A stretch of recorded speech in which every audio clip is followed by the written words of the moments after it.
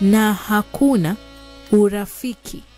Ati unasema yule tu ni rafiki yangu. Hakuna urafiki kati ya mwanamume na mwanamke. Lazima kutakuwa na ibilisi katikati. Umeelewa? Kwa hivyo wewe kama mwanamume, yani unatakiwa kuwa makini sana. Kwa sababu gani?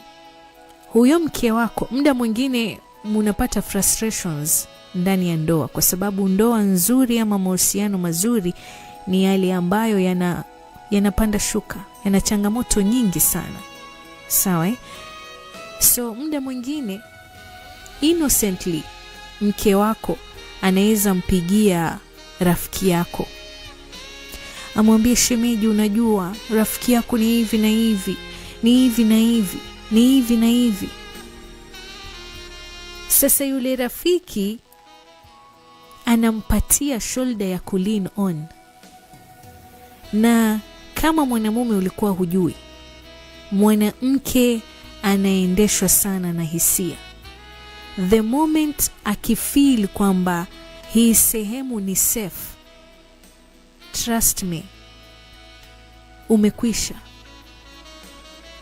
Sasa muda mwingine mnaweza kukorofishana, ama umechokeshwa sana na mwanamke wako kwamba anapiga kelele nyingi sana.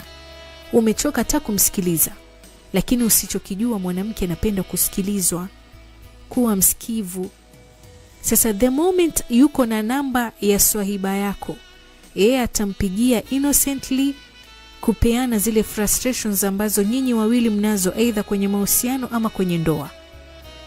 Na rafiki, kwa sababu ni rafiki yako, anataka kuonyesha ule ushemeji, anampatia nafasi, anamsikiza,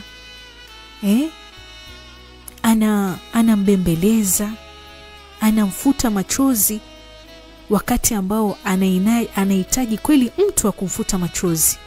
Anahitaji mtu wa kumsikiliza na kumwambia hili pia litapita. Ama anahitaji tu mtu amwambie hivi ndivyo ndoa ilivyo. Unaelewa? Wewe mwanamume haupo, rafiki ndiye yupo. Yule mwanamke siku ya kwanza, siku ya pili atafeel kwamba kule kuko safe.